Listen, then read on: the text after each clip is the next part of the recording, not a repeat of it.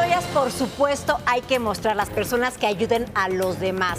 Lo que también nos ayuda, aunque a veces no nos gusten, son las noticias. Por esto les quiero recomendar Excelsior, el periódico de la vida nacional. O métanse a www.excelsior.com.mx para que se enteren de todo lo que está sucediendo en México y en el mundo. Por ejemplo, un tema importante, la salud. Bienvenido, Enrique Villanueva. Muy bien, ¿y tú? Amigo, información es poder. Así es, y por cierto, tomando de ejemplo a Zahir y a otras personas que han estado en las redes sociales haciendo unas campañas, yo también les estoy ofreciendo, tengo poquitos seguidores, pero es poquitos, pueden servir un escaparate. Si tú tienes un negocio, un restaurante, échame tu anuncio y aquí nosotros les damos publicidad, ya sea en el interior de la República, en la capital, donde sea. Es momento de dar servicio y ayudarnos. Exactamente, y uno de los servicios es que hay que tomar en cuenta cuáles van a ser las medidas que debemos de tomar ante la pandemia. Ya se están preparando distintos sectores de salud, ya se está preparando el sector salud público, el IMSS, el ISSSTE, pero también hay 4 recomendaciones muy importantes que tenemos que tomar en cuenta. Bueno, de entrada, si quieren, les aviso que ya el IMSS reconvierte 120 hospitales para trabajar a su máxima capacidad ante los posibles contagios. Habrá hospitales tanto en Nayarit, Hidalgo, Estado de México, Chiapas y la Ciudad de México especializados en COVID. Estamos hablando más o menos de 6,000 camas reconvertidas para terapia intermedia, 3,600 pacientes que necesiten oxígeno, 2,400 ventiladores. Una buena noticia, vienen 3,000 ventiladores más. ¡Ay, qué bendición! Y va a haber más de 8,000 médicos y 16,000 enfermeras de diversas especialidades. Y desde aquí, de verdad, un homenaje y un agradecimiento a todas las personas que están en el sector salud, que se la están jugando por desconocidos. Y es más, se la están jugando por desconocidos que creyeron y que tomaron todos los cuidados del coronavirus, y también se lo están jugando por esas personas que lo tomaron a juego y aún así ellos están mostrando profesionalismo. Por lo tanto, también hay que tener mucho compromiso como ciudadanos. Por ejemplo, yo sé que ahorita nos estamos dejando llevar por la sintomatología y que de repente nos duele un poquito la garganta y ya estamos pensando 20,000 cosas. No, a ver, primero, tomen en cuenta cuáles son las recomendaciones. Aquí, médicos familiares, vamos a ir muy de la mano con ustedes. Ustedes conocen mejor nuestros padecimientos, así que pacientes solo acudan si tienen síntomas. Hay que recordarles los síntomas. Puede ser tos seca, temperatura, dolor de cabeza o dolor de cuerpo. Pero ojo, si tú tienes un médico familiar, coméntaselo, porque a lo mejor es, oye, Paulina, ¿sabes qué? ¿No te acuerdas que tú eres muy enfermiza en estas épocas porque tienes un proceso asmático, lo que sea, ¿no? O te van a hacer 2, 3, 4 preguntas y te va a decir, ¿sabes qué? No te preocupes, no es coronavirus. Sí, porque también puede ser una gripe común. Exactamente, y además polvo, alergia, lo que sea. Sí. Si cuentas con un seguro, recuerda que tu seguro tiene que cubrir, en este caso, bueno, también habla con tus representantes, tiene que cubrir el costo de la enfermedad del COVID-19 por cuestión de dinero. Ahora, que si no tienes seguro o tienes que acudir a una institución pública, también trata de ubicarlos y estos van a estar dando servicio a distintos gremios. Para ello, bueno, tienes que tener todos los papeles en orden. Yo tengo una duda. Quiero regresar a lo que ya se está implementando, que están llevando más de respiradores y demás, lo cual se agradece y se necesita. Pero no se ha platicado todavía la idea o la posibilidad de hacer quizá como unos hospitales en algunos estacionamientos, quizá en el Foro Sol, no sé, se me ocurre. Ya hay algunos ejemplos. De hecho, por ejemplo, en Pachuca hicieron un hospital con 40 camas que eran inflables. Obviamente todo se va a estar dando en su justa dimensión. Incluso ya hay lugares que no son hospitales, pero que podrían estar acondicionados en algún punto para recibir pacientes. Lo que nos lleva al siguiente punto muy importante. Tanto los hospitales privados como los públicos le van a dar prioridad a los pacientes que tengan mayor riesgo. Por lo tanto, también ahí es de no saturarlos. Si yo tengo a lo mejor una molestia en la garganta, pero mi doctor me dice que puedo estar en casa, no hay necesidad de ir al hospital. ¿Por qué? Porque a lo mejor tú puedes entrar y eso quita que le reste importancia a lo mejor una persona que ya viene con un cuadro mucho más complejo, ¿no? Entonces hay que tener mucho cuidado, hay que ser equipo y ojo, responsabilidad ante todo, y vamos a bajar la curva. Créanme que es súper complicado la situación, pero si entre todos ponemos de nuestra parte, esto va a ser mucho más llevadero. Y pensar positivo, creo que nos tienes algunas buenas noticias. Así es, obviamente este momento ha sido una prueba muy interesante y ha traído cosas buenas, cosas malas, pero también la iniciativa y la inventiva de los mexicanos es impresionante. Por ejemplo, este señor docente que les vamos a presentar a continuación es Jorge Hernández. Él fue un profesor que se dio a la tarea de crear un protector facial. Esto va a ayudar muchísimo al personal médico para evitar algún contagio.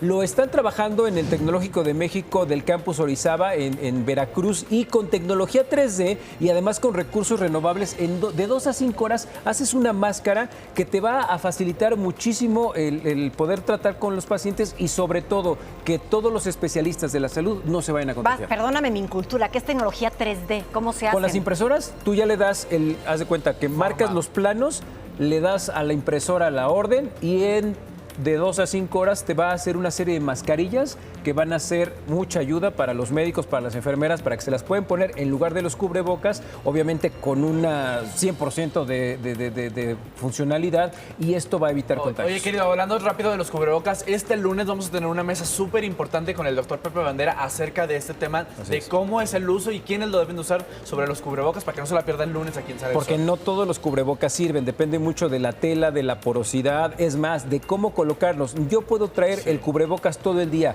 pero si no me lo sé retirar, en ese momento hay me puedo... muchos mitos y muchas realidades. Exactamente.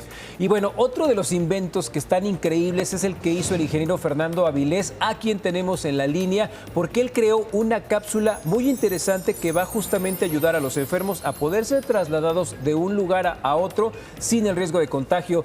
¿Cómo estás? Muy buenos días, bienvenido. Gracias, ¿cómo están? Buenos días. Muy buenos días. Pues cuéntanos, ¿en qué consiste esta cápsula, este invento? ¿Cómo fue que te surgió esta idea? Bueno, tiene un año más o menos. Yo me dedico en mi empresa a transportar pacientes graves en ambulancias.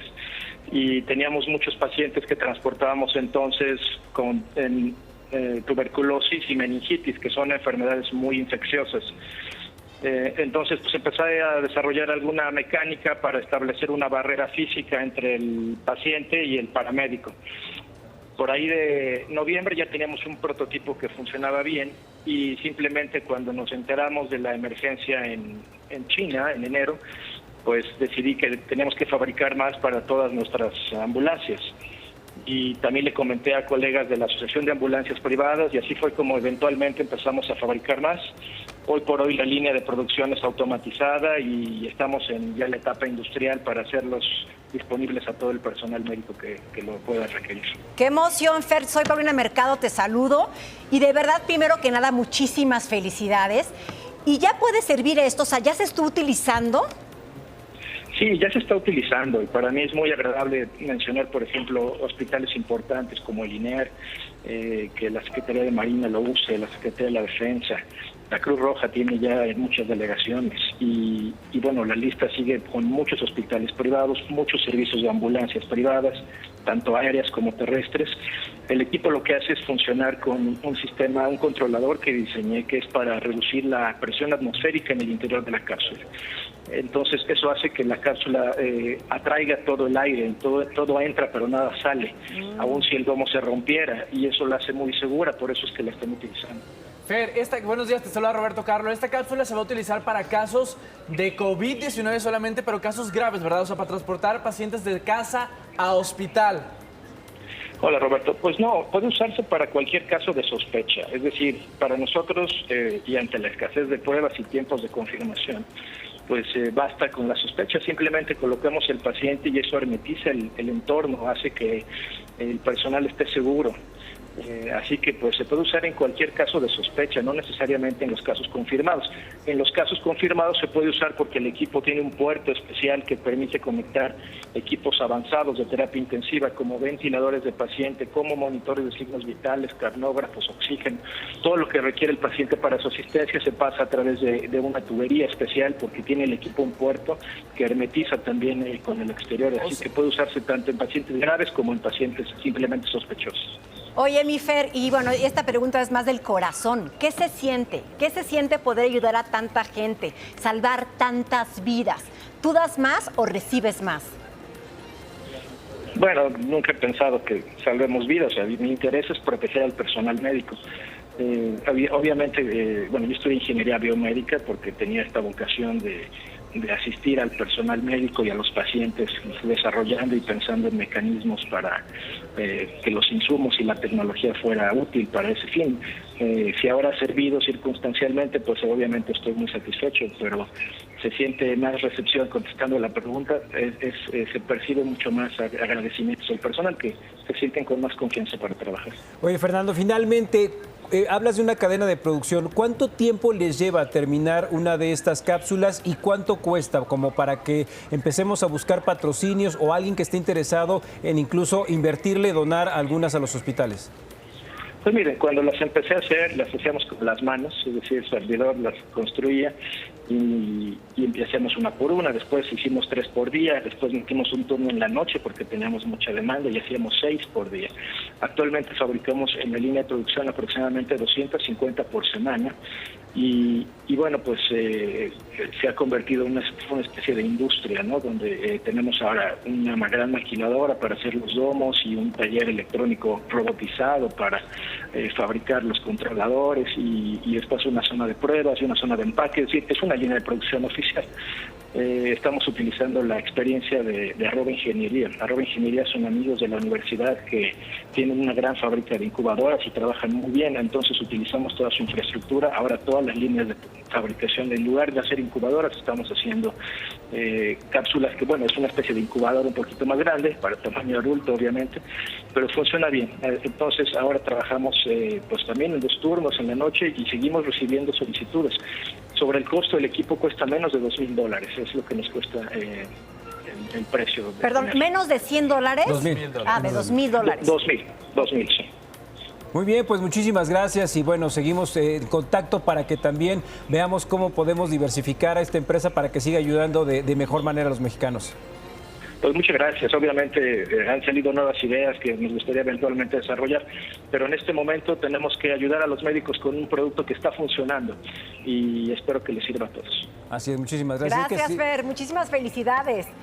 Muy amables, que tengan buen día. Si se nos enferman los galenos y las enfermeras, pues luego ¿quién nos atiende? Tenemos que cuidarnos todos. Así es. Y hablando de cuidarnos, Robert, estamos iniciando la Semana Santa, ¿ok? Y a pesar de que estamos en cuarentena, quizá haya muchas personas que pues están pensando en la vacación, porque están diciendo, híjole, mejor me voy a la playa, porque es mejor estar en cuarentena en la playa que estar aquí. Déjenme decirles que van a cerrar 1,143 hoteles en el país antes del 15 de abril, justo por estas medidas que se deben de tomar, principalmente las cadenas, y esto obviamente va a poner en riesgo el empleo de 100,000 trabajadores. 100,000 trabajadores que una vez que pasemos esta crisis, van a tener que retomar su empleo y nosotros ahí sí vamos a tener que volcarnos para ayudar a la industria del turismo y otra vez empezar a generar esta economía. Entonces no tiene caso que salgamos de vacaciones, que prolonguemos esta pandemia y que la economía sufra tanto que cuando queramos volver, pues este tipo de personas ya no estén ni siquiera en condiciones de estar trabajando. Entonces hay que cortar el tiempo de la pandemia haciendo caso de todas las recomendaciones y después si nos vamos de vacaciones y nos gastamos lo que hayamos ahorrado para que obviamente ayudemos a todas estas personas. Por supuesto, es tristísimo toda la gente que va a perder su empleo, todas las empresas que van a cerrar y creo que una manera quizá de ayudar es eso, pedir cosas, evidentemente nos tenemos que quedar en casa, pedir cosas a casa, como que dar chamba de esta manera para que los restaurantes, mercados... Sobre todo las pequeñas empresas y también las medianas y grandes, pero hay que apoyarnos todos. Por supuesto. Pues muchas gracias, Enrique, muchas gracias. Y ya hemos dicho que hay que ayudar, tenemos que apoyarnos y esta información es muy importante porque se solicita su apoyo para localizar a una menor de 3 años. Ella es hija de Analí Hernández Romero y fue vista por última vez en compañía de su madre el día 30 de marzo del presente año en la colonia Tlaltepeco. Esto es en la alcaldía Gustavo Amadero en la Ciudad de México. Así que aquí es donde tenemos que apoyarnos, es donde hay que demostrar el amor, como dice la intención. Por favor, apóyenos y retuiten esto, métanse a redes sociales y hay que buscar a la hija de Analí Hernández Romero de 3 añitos.